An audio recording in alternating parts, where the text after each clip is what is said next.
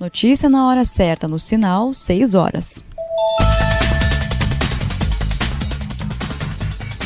Ataques russos à Ucrânia deixam 8 mortos e 9 feridos. Bolsas da Ásia e Europa registram queda após a ação da Rússia na Ucrânia. Em GZH.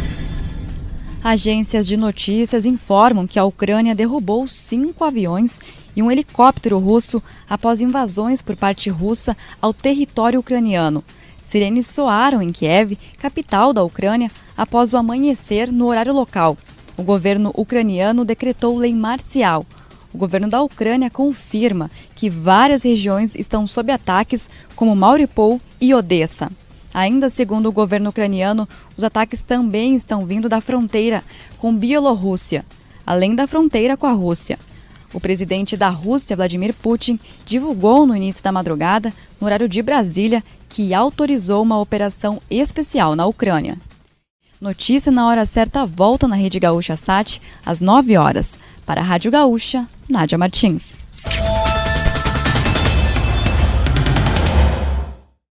Notícia na hora certa no Sinal, 6 horas. Ataques russos à Ucrânia deixam 8 mortos e 9 feridos. Bolsas da Ásia e Europa registram queda após a ação da Rússia na Ucrânia. Em GZH. Agências de notícias informam que a Ucrânia derrubou 5 aviões e um helicóptero russo após invasões por parte russa ao território ucraniano. Sirenes soaram em Kiev, capital da Ucrânia, após o amanhecer no horário local. O governo ucraniano decretou lei marcial. O governo da Ucrânia confirma que várias regiões estão sob ataques, como Mariupol e Odessa. Ainda segundo o governo ucraniano, os ataques também estão vindo da fronteira com Bielorrússia, além da fronteira com a Rússia. O presidente da Rússia, Vladimir Putin, divulgou no início da madrugada, no horário de Brasília, que autorizou uma operação especial na Ucrânia. Notícia na hora certa volta na Rede Gaúcha Sat, às 9 horas. Para a Rádio Gaúcha, Nádia Martins.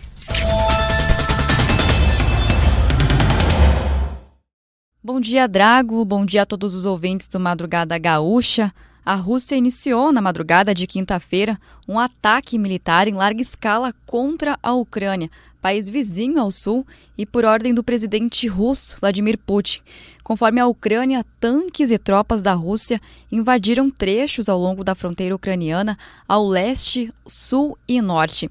E o professor de ciência política da URGS, Fabiano Milnichuk, vai ajudar na contextualização e também a esclarecer as possíveis consequências que estão por vir. Então, bom dia, professor Fabiano, tudo bem? Bom dia, Nádia, bom dia, Drago, bom dia aos ouvintes. Pois é, uma situação que muitos analistas acreditavam que não se tornaria realidade, né, por conta dos recorrentes avisos dos Estados Unidos de que haveria uma guerra e de que essa guerra seria uma guerra iminente, né, acabou acontecendo nesses últimos dias. A situação é bastante complexa. Né? O que está em jogo por trás da intervenção da Rússia na Ucrânia não é tanto a Ucrânia e mais a relação da Rússia com o resto do mundo, que nós chamamos de um mundo ocidental, que gira em torno de uma aliança militar, a OTAN, a Organização do Tratado do Atlântico Norte, e também das instituições europeias, como a União Europeia, que tem a sua Comissão Europeia, e assim por diante. Então, os russos eles fazem uma intervenção militar num país vizinho para evitar que esse país vizinho ingresse nessas instituições europeias, principalmente a instituição militar que é o Tratado da Aliança, né, do Atlântico Norte, que a gente chama de OTAN. Então, o contexto todo é esse. O que os russos gostariam? Gostariam que a Ucrânia fosse neutra, ou seja, que houvesse um reconhecimento internacional de que a Ucrânia não participaria de uma aliança militar na fronteira com a Rússia. E o que os ucranianos dizem? Que eles têm o direito de fazer o que eles bem entenderem, pois eles são, né, um país soberano, independente, que pode tomar as suas decisões. O que a aliança militar e as instituições europeias dizem? Prometem para a Ucrânia que a Ucrânia um dia vai entrar na OTAN, mas prometem para a Ucrânia uma promessa sem uma data para isso ser realizado.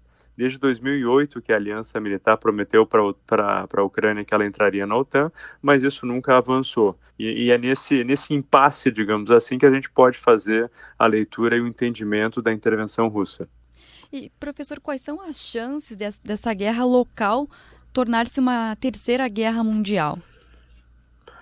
As chances, elas são remotas, mas obviamente que elas já existem na medida em que existe um conflito na Europa. Tá? Daquela forma, assim, às vezes a gente perde um pouco o controle sobre determinadas situações, né, e é possível que aconteça isso, embora sejam bastante remotas. Por quê? Os Estados Unidos foram bastante claros ao indicar para o mundo, e principalmente para a Rússia, que eles não vão se envolver no conflito. Os russos, quando começaram a intervenção na Ucrânia, foram bastante claros ao avisar para qualquer país do mundo que, se houver uma interferência nessa relação da Rússia com a Ucrânia, os russos vão utilizar armamentos nucleares. Então, assim, existe uma disposição dos Estados Unidos de não intervir, e da OTAN também de não intervir, e da Rússia de não permitir que haja uma intervenção. Isso cria um ambiente de dissuasão. Dissuasão é quando você convence o outro a não fazer aquilo que ele deseja. Então, se cria uma espécie de um equilíbrio, e aí você vai ter um espaço para a Rússia agir na Ucrânia. Por isso que o presidente da Ucrânia hoje foi para a cadeia nacional, de televisão, e falou para a população da Ucrânia que ele estava se sentindo sozinho, que os aliados ocidentais tinham abandonado a Ucrânia. Isso é fruto desse impasse gerado pela dissuasão. Professor Fabiano, muito obrigada pela sua participação na Rádio Gaúcha. Obrigada aí por ajudar a esclarecer esse momento histórico que nós estamos vivendo. Drago, nós voltamos com mais informações para falar da situação da Ucrânia, que está sob ataque da Rússia desde a madrugada de quinta-feira.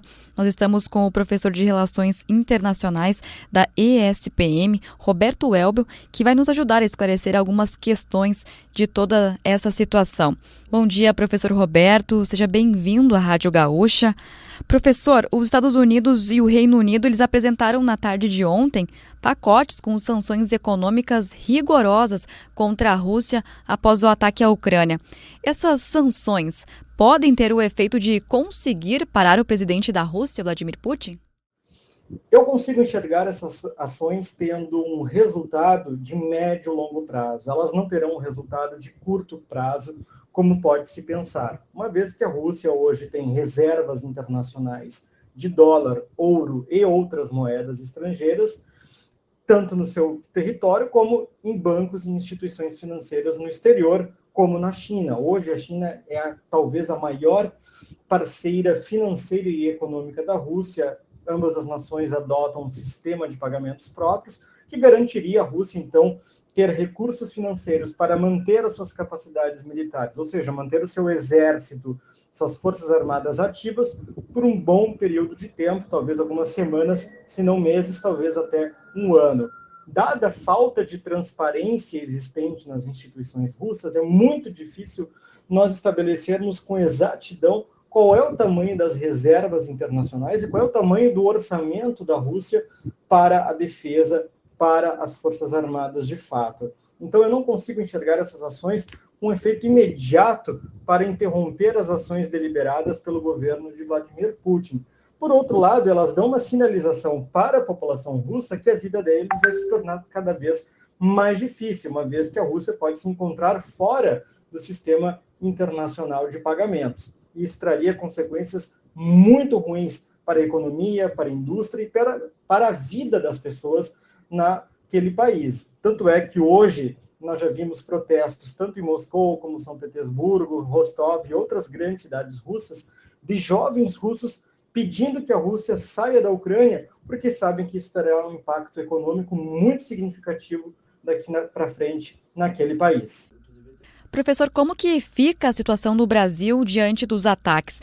Como e em quais áreas essas ações da Rússia podem respingar aqui no nosso país?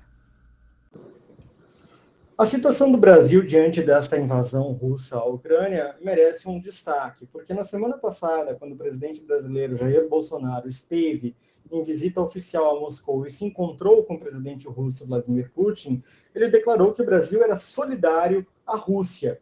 Expressão essa que ficou muito vaga, não se explicava qual era essa solidariedade do Brasil com relação àquele país? Seria numa eventual invasão da Rússia à Ucrânia? Seria com relação às sanções que a Rússia sofre da comunidade internacional ocidental? Ou seria outro tipo de solidariedade? Isso deixou em aberto. O próprio Departamento de Estado dos Estados Unidos questionou essa declaração do presidente brasileiro, uma vez que o Brasil é um dos principais aliados dos Estados Unidos e é um aliado extraoficial da OTAN, que também é uma organização que tem se posicionado neste conflito, né?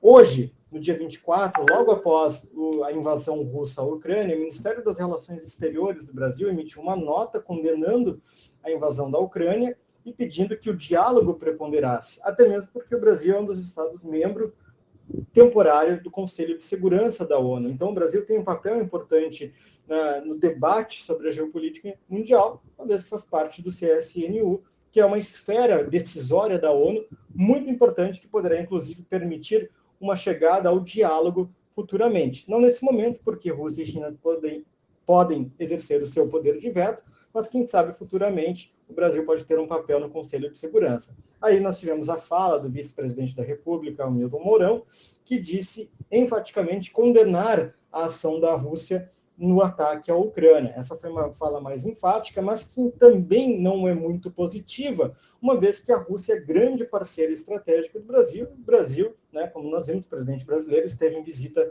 àquele país há menos de uma semana. Então também poderia afetar as relações estratégicas. Eu vejo que essas ações da Rússia hoje, elas podem respingar aqui no Brasil no sentido econômico, né? Nós já vimos o impacto no preço do barril de petróleo, já vimos também o impacto na Bolsa de Valores, o dólar passou de novo acima dos R$5, ele estava em queda nos últimos dias e voltou a subir, então certamente poderá afetar a economia brasileira, principalmente com a incerteza dos mercados quanto ao futuro. Se afeta a economia brasileira, afeta o nosso bolso, né? Podendo afetar inclusive aqui o Rio Grande do Sul, na importação de insumos, né, que são importados tanto da Rússia como da Ucrânia para a nossa produção agropecuária no estado. Muito obrigada, professor Roberto Webel, pela sua participação aqui no Madrugada Gaúcha e por nos ajudar a esclarecer um pouco mais sobre a situação aí da Rússia e da Ucrânia. Nós estamos com um doutor em filosofia pela PUC, mestre em direito pela Unicinos e professor de direito internacional, o Gustavo. Seja bem-vindo à Rádio Gaúcha. Bom dia, Gustavo. Obrigada pela sua atenção e disposição para ajudar a esclarecer um pouco mais de toda essa guerra, né, de versões e até mesmo narrativas da Rússia contra a Ucrânia. Bom dia, Nádia Martins. Bom dia a todos os ouvintes do Madrugada Gaúcha. Eu sou Gustavo de Lima Pereira, sou professor da PUC do Rio Grande do Sul.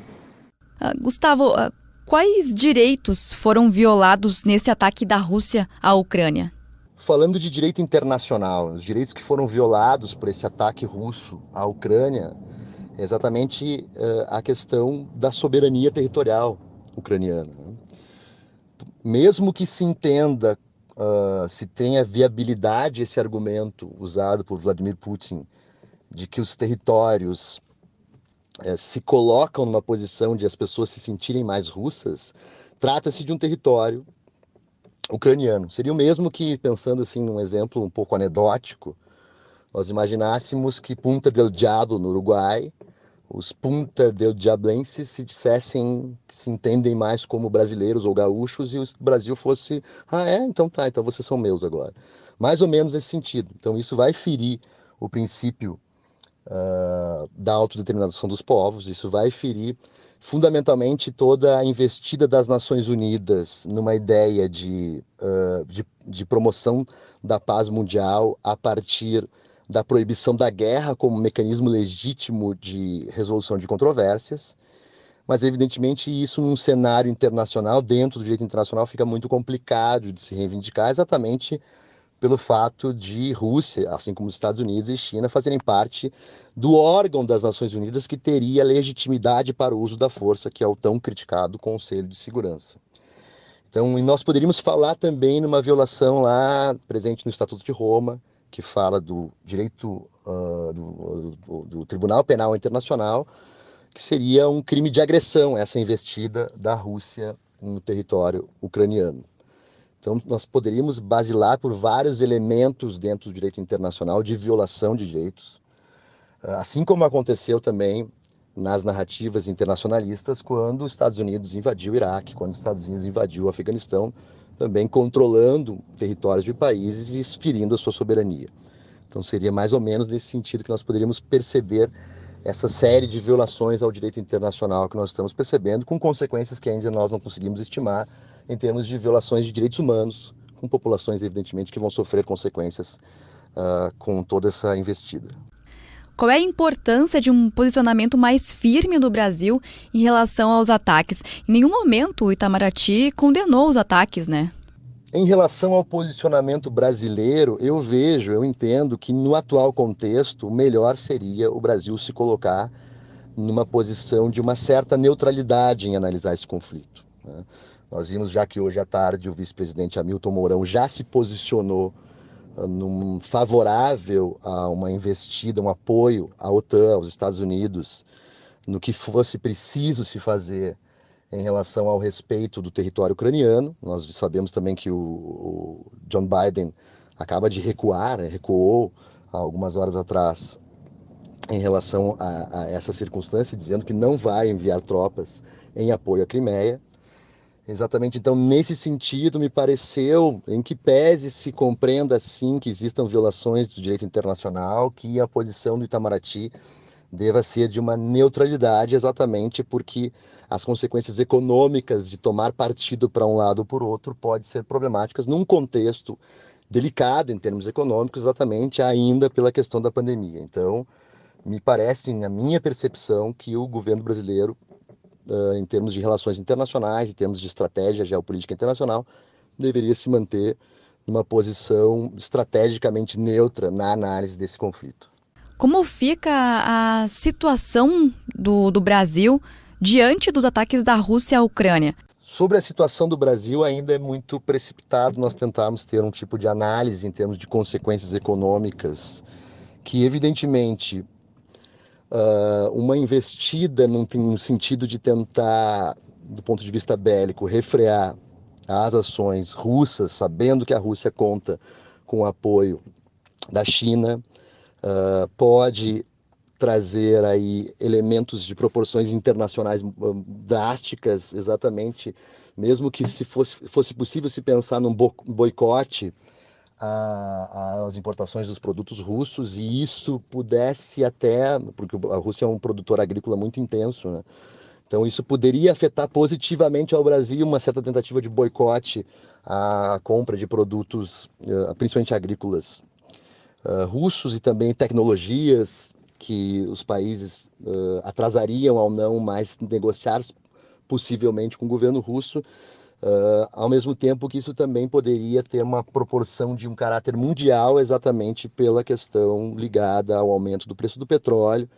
Então são consequências que, num cenário, nós teríamos que ter um pouco mais de elementos para ter algo definitivo para ver as consequências positivas e negativas em ponto de vista econômico que podem respingar aqui no Brasil. Me parece que com a saída dos Estados Unidos, a sinalização de que os Estados Unidos não vai se meter como pareceu que ia se meter nesse conflito, talvez aconteça mais ou menos o que aconteceu com a Crimeia, ou seja, um certo silenciamento da comunidade internacional e as coisas irem, entre aspas, se normalizando em termos geopolíticos por uma, talvez, redução de danos daquilo que se anunciou como drástico em toda essa situação, nessa suposta iminência de uma terceira guerra, ou algo que nós não temos nem condições de opinar, exatamente pelas proporções tecnológicas que um conflito internacional de padrões globais poderia gerar.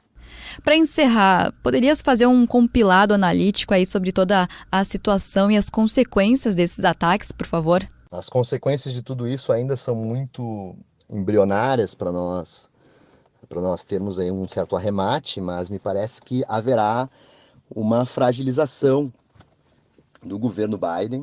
Talvez possa ser um instrumento de repavimentação a uma retomada no poder de Donald Trump, ou toda uma crítica em relação à má gestão desse contexto internacional, uma demonstração de fragilidade da própria OTAN e da Europa em relação aos interesses econômicos e geopolíticos em geral de China e Rússia. Então, me parece que o tabuleiro geopolítico, a partir de agora, ele tomará uma proporção mais inclinada ainda a uma reanálise do establishment político, econômico mundial, cada vez mais fragilizado os Estados Unidos como aquele país que dá as cartas como nós estamos acostumados. Mas nós precisamos aí de maiores elementos nesse decorrer para termos uma posição mais precisa. Gustavo, muito obrigada pela sua atenção e disposição. Obrigado por participar aqui do Madrugada Gaúcha. É tudo contigo, Drago.